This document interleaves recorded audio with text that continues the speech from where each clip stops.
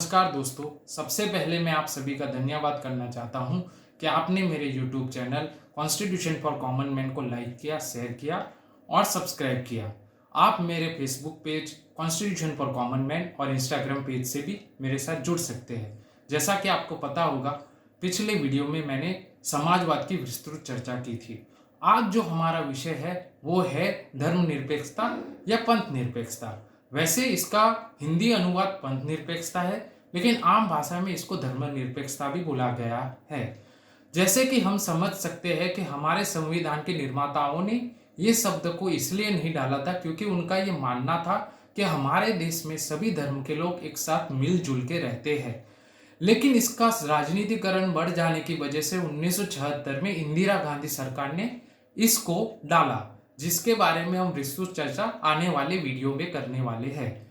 अब हम इसका धर्मनिरपेक्षता का हमारे संविधान में क्या महत्व है उसको समझने से पहले गांधी जी ने जो बोला था उसको हम समझते हैं। उन्होंने बोला था सर्वधर्म समभाव, मतलब सारे धर्म को समभावना से देखना, उसको एक समान अधिकार से देखना। जबकि हम इस विषय की बात करते हैं तो उसका महत्व ये हो जाता है कि कोई मूर्ति पूजा में मानता है उसको भी उतना ही अधिकार है, जो नहीं मानता है उसको भी उतना अधिकार है, जो पूर्व जन्म में मानता है उसको भी उतना अधिकार है, जो नहीं मानता है उसको भी उतना ही अधिकार है, और जो धर्म को नहीं भी मानता है उसको भी यही इतना ही अधिकार है। संविधान का मूल रूप में कुछ लिखा गया है जिसमें ऐसे 3 पी लिखे गए हैं, जिसको हम आम भाषा में समझते हैं धर्म को मानना, धर्म को फैलाना और धर्म के साथ जुड़े हुए रीति रिवाज को भी मानना। ये सब समझने से हमारे पर एक जिम्मेदारी भी है कि हम हमारे धर्म को मनवाने के लिए जबरदस्ती ना करें। लेकिन आजकल जिस तरह से इसका राजनीतिकरण बढ़ गया है, इसलिए इसको बहुत समझना हमारे लिए बहुत जरूरी हो गया है। और हम ये देख सकते हैं कि धर्म के नाम पे बंटवारा हो रहा है और धर्म के नाम पे राजनीति हो रही है, इसीलिए इसको समझना बहुत जरूरी है। धर्म निरपेक्षता की भावनाओं को समझने के लिए हमें यह भी समझना जरूरी है कि धर्म का मतलब क्या होता है। धर्म का मतलब हमें संस्कृत में मिलता है ध्रुव, मतलब धातु, और उसके बाद उसका यह है इति धर्मम धारणम, मतलब धर्म को धारण करना।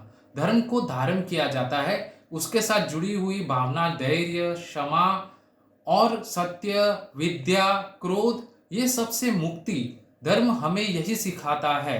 धर्म हमें ये सिखाता है, इसीलिए मुझे लगता है कि आज के परिप्रेक्ष्य में आज के युवाओं को ये समझना बहुत जरूरी है कि धर्म निरपेक्षता की भावना का महत्व क्या है।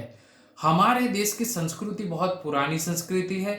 इस संस्कृति में गंगा जमुना तहजीब की बात की गई है, जिसमें एक साथ गंगा और जमुना दोनों की बात की जाती है।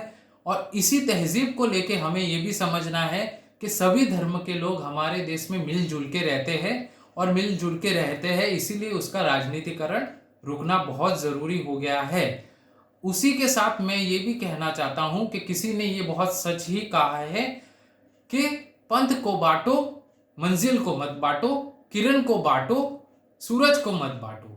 मतलब हमें बंटवारा रोकना है। धर्म के नाम पे जो बंटवारा हो रहा है, अगर वो रोका जाएगा तभी सही अर्थ में धर्मनिरपेक्षता की भावना को हम साक्षात्कार कर पाएंगे। और अंत में मैं इतना ही कहना चाहता हूं, जो इकबाल ने अपने शब्दों में लिखा है, मजहब नहीं सिखाता बैर करना, हिंदी है हम, हिंदुस्तान वतन है हमारा।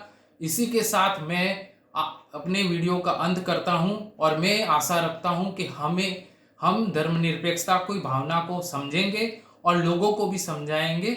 धन्यवाद। आप मेरे साथ इसी तरह जुड़ते रहिए और हम आने वाली वीडियो में ऐसे अनेक विषयों की चर्चा करते रहेंगे। धन्यवाद।